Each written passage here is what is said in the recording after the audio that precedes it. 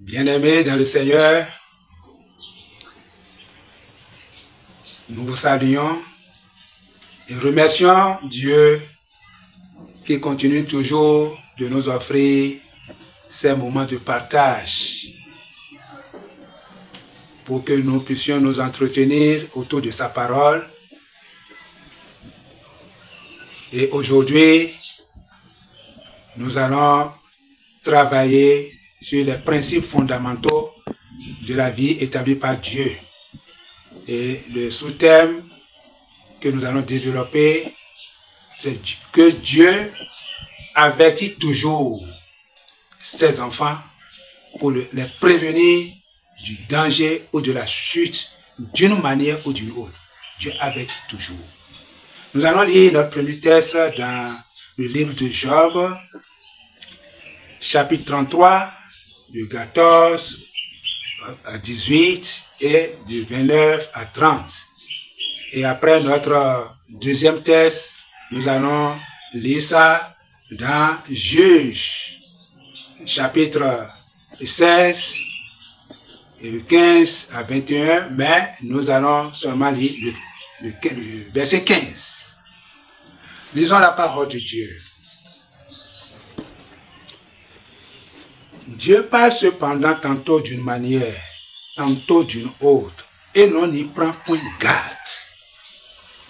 Il parle par des songes, par des visions nocturnes, quand les hommes sont livrés à un profond sommeil, quand ils sont endormis sur leur couche.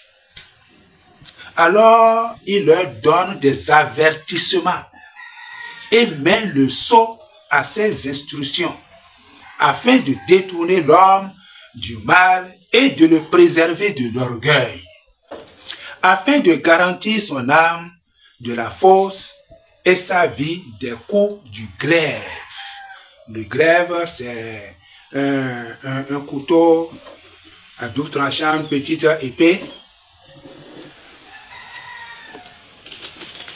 La parole de Dieu nous déclare ici que Dieu ne laisse pas ses enfants surpris.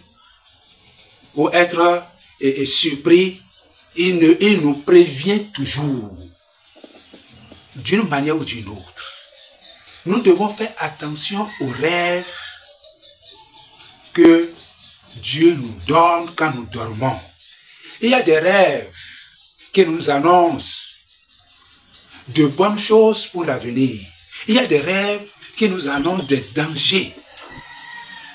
Il y a des faits qui nous préparent physiquement du danger pour empêcher l'ennemi de nous détruire, pour que nous ne descendions pas dans la fosse. Mais souvent, quand nous recevons ces rêves, nous ne les traitons pas comme il faut. C'est là le grand danger. Quand le rêve annonce une chute, la mort, une maladie, quelque chose de très grave, mon frère, ma soeur, tu dois faire très attention et tu vas commencer par traiter ça, pour renverser ce qui est planifié, parce que Dieu t'a révélé les plans secrets de l'ennemi. Je vais vous donner encore un exemple me concernant. J'en ai beaucoup pour d'autres, mais je vous parle de moi-même souvent pour que vous compreniez que ce que je vous dis n'est pas de racontage, ce n'est pas des on-dit. J'étais dans un village où je servais le Seigneur. J'étais à mes débuts. Ça remonte aux années 2004, par là. Et j'avais un rêve, un très mauvais rêve. J'ai pris une natte et je suis allé mettre ça au milieu du goudron, l'étendre au milieu du goudron, et je me suis couché sur la natte au milieu du goudron. Ah, je me suis réveillé, je dis, mais ça veut dire quoi ça? Ça là, c'est l'esprit de l'accident. Quelques jours après, je me vois dans un cercueil. Je dis, ça c'est sérieux ça. Dieu a averti une fois, il a averti deux fois. Comme il a dit, d'une manière ou d'une autre, il avertit les hommes. Il parle pas des songes, pas des visions nocturnes, quand les hommes sont livrés à un profond sommeil, quand ils sont endormis sur leur couche. Il leur donne des avertissements. Cependant, ils n'y prennent pas garde. J'ai commencé par prier pour détruire ce plan de l'ennemi. Quelques mois après, je suis arrivé à Cotonou et j'ai failli être écrasé par un véhicule qui a tenté de brûler le feu rouge.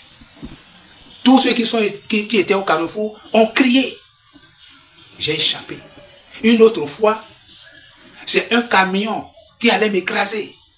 J'ai échappé. Le conducteur du camion a crié, il m'a insulté. Puisque j'ai pris ça au sérieux et j'ai traité ça comme cela se doit, j'ai échappé à cette mort qui a été préparée par l'ennemi. Si tu rêves et ça t'annonce une mauvaise chose, ce n'est pas Dieu qui t'envoie ce message pour te faire du mal. Tu veux aller en examen et tu vois que tu as rêvé, tu as échoué. Tu vas à un concours, tu as vu que tu as échoué. Tu veux faire telle chose, tu vois que c'est l'échec. C'est des messages pour te dire, voilà le plan de l'ennemi. Si tu ne traites pas, mon frère, ma soeur, ce que Dieu t'a vu va arriver. Mais que la grâce de Dieu te visite pour que ça ne soit pas ton cas. Le verset 30, 29 à 30 dit, voilà tout ce que Dieu fait 2 fois, 3 fois avec l'homme pour ramener son âme de la fosse, pour l'éclairer de la lumière des vivants. Dieu t'a fait ça 1 fois, Dieu t'a fait ça 2 fois. Autre 3 fois pour t'avertir, pour que ton âme ne descende pas. Si tu n'y prends pas garde, ce ne serait plus la faute de Dieu. Veille, mon frère. Quand tu reçois des rêves qui annoncent de mauvaises choses, il faut écrire avec les détails et renverse-les par la parole de Dieu. Prie Adama pour que ce que le diable a dit ne puisse arriver.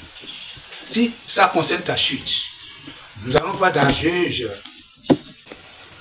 chapitre 7, verset 15. Elle lui dit, comment peux-tu dire je t'aime puisque ton cœur n'est pas avec moi? Voilà 3 fois que tu t'es joué de moi et tu ne m'as pas déclaré d'où vient ta grande force.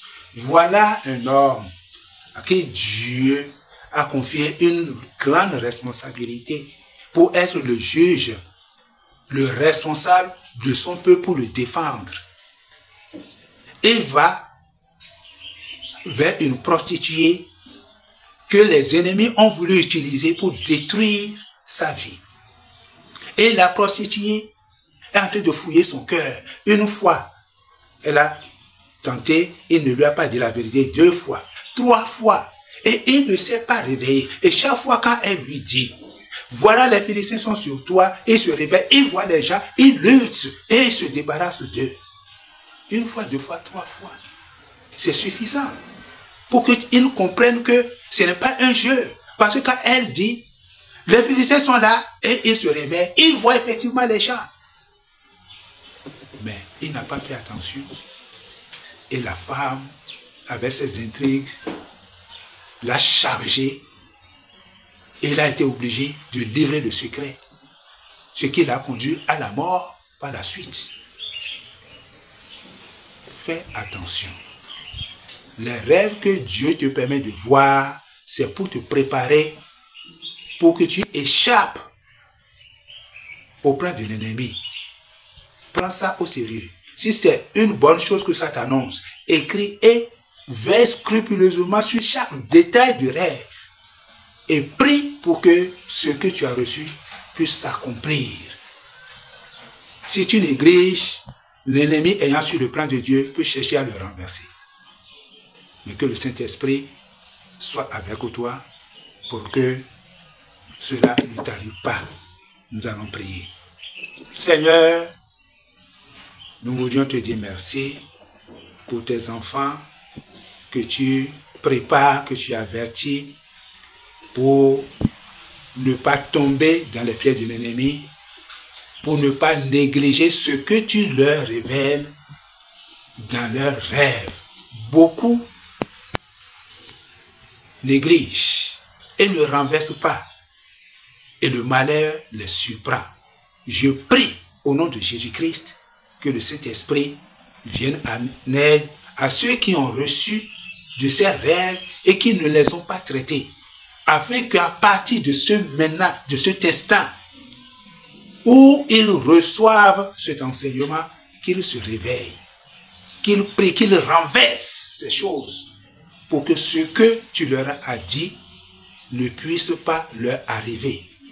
Père, merci de ce que tu aideras tes enfants à échapper à ces plans de l'ennemi pour que leur âme ne descende dans la fosse.